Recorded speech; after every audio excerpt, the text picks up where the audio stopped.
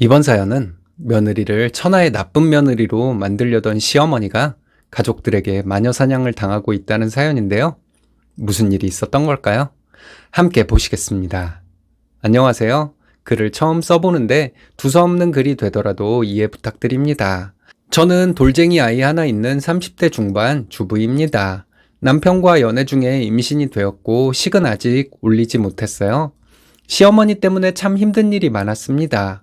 얼마 전에 시어머니와 다툼이 있었는데 시어머니는 저를 아주 못된 며느리로 만들고 싶으셨는지 시아버지와 아주버님 부부에게 제 욕을 엄청 하셨나 보더라고요.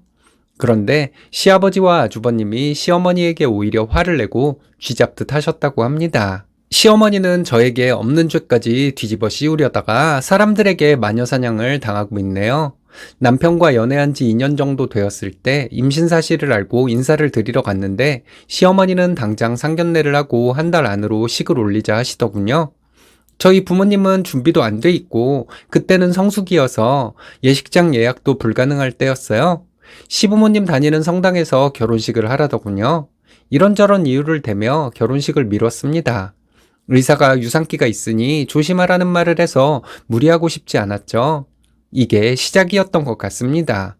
시어머니는 원래 성격이 본인 뜻대로 안 되면 며칠이고 몇 달이고 사람을 괴롭히는 스타일이라는 걸 알게 되었어요. 지난 겨울에 시어머니는 디스크 수술을 하셨습니다. 저희 아이가 100일도 안 되었지만 시어머니 성격을 알기에 문병을 다녀왔죠. 병원에서 저를 본 간호사들이 이 추운데 갓난아이를 데리고 여길 왜 왔냐고 하며 빨리 집에 가라고 하셨습니다. 그래서 병원에 잠시 있다 왔어요. 시어머니는 며느리가 문병을 왔다가 얼굴만 비추고 갔다고 뒤에서 제 욕을 하고 난리를 치셨습니다. 죄송하다고 했어요. 그런데 며칠 있다가 참 어이없는 일이 있었습니다. 저희 친정엄마가 혼자 살고 계세요. 전화를 했더니 며칠 전에 호흡곤란이 와서 119 불러서 응급실에 다녀오셨답니다. 저 걱정할까봐 병원 다녀오고 나서 말씀하신 거였어요.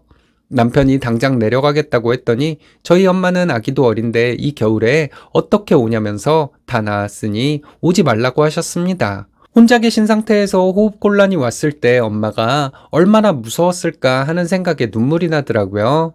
시어머니에게 이 얘기를 했더니 자식들 걱정 안 끼치게 잘한 거지 뭘 이러셨습니다. 너무 화가 나더라고요. 본인 아플 때는 가야 하고 저희 엄마 아플 때는 안 가도 되는 거라는 식으로 말하는 시어머니가 너무 밉살맞아 보였습니다. 시어머니는 잘해드리면 잘해드릴수록 더 집착하고 못되게 굴 사람이라는 걸 느꼈어요. 그래서 기본적으로 도리는 다 하되 할 말은 다 하기로 결심했습니다. 남편에게도 미리 말해두었고요. 남편은 쌓이다가 나중에 폭발해서 사단이 나는 것보다는 제가 그때그때 할 말을 하는 것이 나을 것이라고 하더군요. 며칠 후에 새해 첫날에 아이도 어리고 저도 그때 몸살기가 있어서 시댁에 안 갔습니다. 그때 시어머니는 퇴원해서 집에 계셨어요. 시댁에 안 가더라도 새해 첫날이고 하니 시어머니께 전화를 드렸죠. 시어머니는 다짜고짜 화를 내시면서 뭐 하는 짓이냐고 당장 오라고 하시더군요. 시어머니가 수술해서 집에서 꼼짝도 못하고 있는데 와보지도 않는다고. 우리 엄마 호흡곤란이 와서 구급차 타고 응급실 다녀오셨는데도 못 가봤다. 어머님 입원하셨을 때 문병 다녀왔으면 됐지 뭘 그러시냐. 이 추운 날 아기 데리고 어떻게 가냐. 다음에 갈 테니 그런 줄 알고 계셔라. 이렇게 말하니 너네 엄마 응급실 다녀온 게 중요하냐. 시어미가 아파서 꼼짝도 못하는데 이러면서 언성을 높이시더라고요. 아버님이 계속 집에 계시면서 어머님 병수발하고 계시는데 뭐가 힘들다고 엄살을 부리시냐. 당연히 우리 엄마가 중요하지 시어머니가 중요하겠냐. 이렇게 말하고 남편 바꿔줬어요. 남편도 저랑 비슷한 얘기를 하더라고요. 이 사건으로 한동안 시어머니에게 시달렸습니다. 정말 황당한 건 착한 내 아들 너 때문에 나쁜 놈 됐다 이 말이었습니다. 새해가 되고 시어머니는 식 날짜를 잡으라 하시더군요. 저희 엄마에게 날짜를 받아오라는 것이었습니다. 가을에 날짜 2개를 받아다 드렸어요.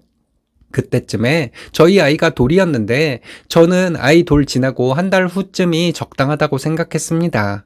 시어머니는 어디서 점을 보고 와서는 저희 엄마가 말씀하신 날짜가 둘 다 안 좋다고 하면서 다른 날짜를 말씀하시는데 너무 짜증이 났습니다. 이렇게 마음대로 하실 거면 왜 날짜를 받아오라고 한 건지, 시어머니가 말씀하신 날짜는 아이 돌잔치 예약한 날짜 때문에 안 되겠다고 했더니 돌잔치를 둘째 낳으면 그때 같이 하라더군요. 너무 어이도 없고 화도 나고 해서 웃음만 나더라고요. 남편이 듣고 있다가 시어머니에게 소리를 질렀습니다. 남편은 시어머니에게 아기 돌을 나중에 하는 게 어디 있냐고, 결혼식은 나중에도 할 수 있는 거니까 돌잔치는 미룰 수 없다고 했어요. 시어머니는 갑자기 저를 보시고는 니네 엄마가 시켰냐? 이러시더군요. 너무 화가 나서 아무 죄도 없는 우리 엄마는 왜 끌어들이세요? 니네 엄마라뇨? 하고 소리를 질러버렸죠. 시어머니는 당황했는지 아무 말도 안 하시더라고요. 이렇게 말도 안 되는 소리 하실 때마다 너무 짜증난다고 시어머니에게 말했습니다. 남편은 시어머니 앞에서 저에게 사과하고 있었거든요. 시어머니는 너 만나고 나서 내 아들이 변했다, 내 아들이 등신이 됐다 이러셨어요. 저는 어머님이 말도 안 되는 소리만 하시는데 그런 엄마 밑에서 자란 남자, 제가 사람 만들고 있으니 고마운 줄이나 아세요? 이렇게 질러버렸어요. 결국 내년에 날 다시 잡자고 하길래 남편이랑 알아서 하겠다고 말하고 집으로 돌아왔어요. 저희 시어머니는 일주일에 한 번씩 저희 집에 오셔서 주무시고 가셨습니다. 아이 태어나고 2달 정도 후부터 그렇게 하셨는데 이유는 아기가 보고 싶다고 오라고 하면 저희가 안 왔기 때문이라더군요. 아이 데리고 시댁에 매주 가는 것보다는 그냥 시어머니가 저희 집에서 하루 자고 가는 것이 낫겠다 생각했어요. 시어머니가 저희 집에 오시면 밥 차려드리는데 제가 한 음식은 안 드시거든요. 식사를 차려드리면 물 말아서 김치에 드셨습니다. 김치는 시어머니가 직접 만든 김치. 아프다는 말을 입에 달고 사는 분이 저희 집에 오면 그렇게 드시는 게 안쓰러워서 시어머니가 좋아하는 오리고기를 자주 사드렸어요. 드시고 싶다는 거 있으면 사드렸습니다. 마음 같아서는 이렇게 하고 싶지 않았지만 내가 이렇게 해야 시어머니에게 하고 싶은 말을 할 수 있다고 생각했어요. 내가 한 음식이 입맛에 맞지 않나 보다 이렇게 생각했습니다. 그런데 점점 생각해보니 시어머니가 제가 한 음식을 안 드시는 이유는 저를 기분 나쁘게 하려고 일부러 그러는 것 같았습니다. 기분 나빴지만 참았어요. 저희 아이가 밤낮이 바뀌어 있어서 저는 밤잠을 제대로 자본 지가 1년이 되었어요. 그런대로 적응하고 살고 있는데 일주일에 한 번 시어머니가 오실 때마다 전쟁이었죠. 밤에 아이가 울면 시어머니가 들어와서 아이를 낚아채듯 데리고 나가셨습니다. 아이를 데리고 나가서는 우유를 주시더군요. 밤중 수유를 끊으려고 힘들게 노력 중일 때도 이러셨어요. 이것 때문에 시어머니와 여러 번 충돌이 있었습니다. 시어머니는 본인 고집대로 안 되니 의사 얘기를 들먹이더라고요. 병원에 가서 의사한테 물어보니 우유를 줘도 된다고 했답니다. 남편은 애 엄마가 알아서 하게 냅두지 왜 그러시냐고 정말 지겹도록 싸웠어요.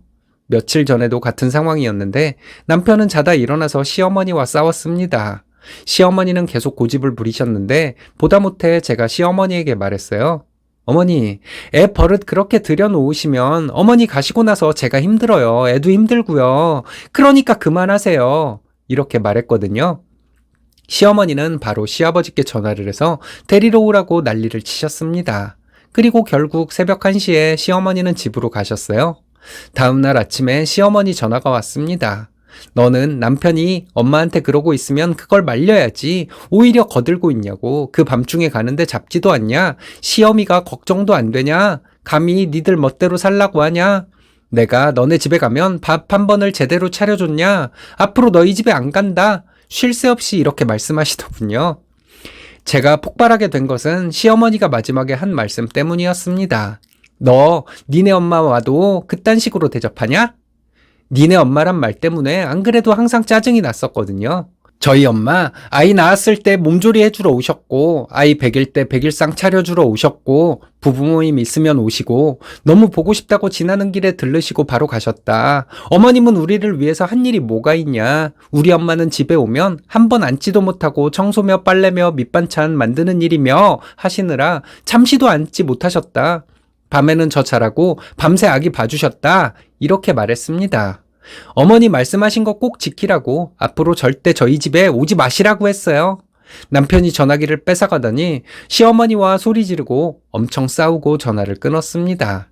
남편은 저에게 미안하다고 빌고 또 빌었습니다. 자기 형수님이 5년 넘게 엄마 때문에 힘들어하는 걸 보고도 자기가 중간 역할을 제대로 하지 못했다고 하더니 앞으로는 잘하겠다고 하더군요.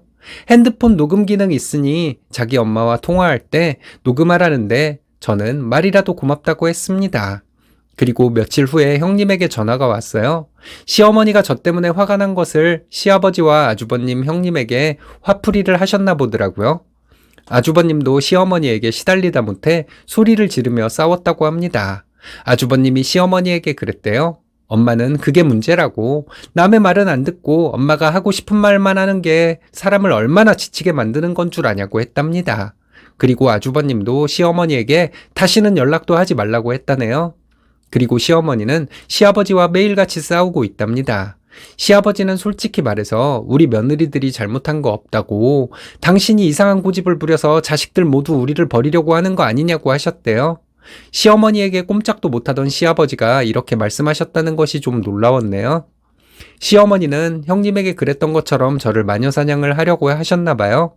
그런데 남편과 자식들 모두 시어머니에게 반기를 들고 오히려 시어머니 혼자 괴로워하고 있는 것 같습니다. 앞으로 시어머니에게 더 독하게 하려고 합니다. 그래도 되는 거겠죠? 그래도 되는 게 아니라 꼭 그래야죠. 시어머니 같은 사람은 오로지 본인밖에 모르는 사람입니다. 시어머니 같은 사람은 본인한테 불손하게 대하고 무시하듯 대하는 사람을 존중하는 것 같습니다.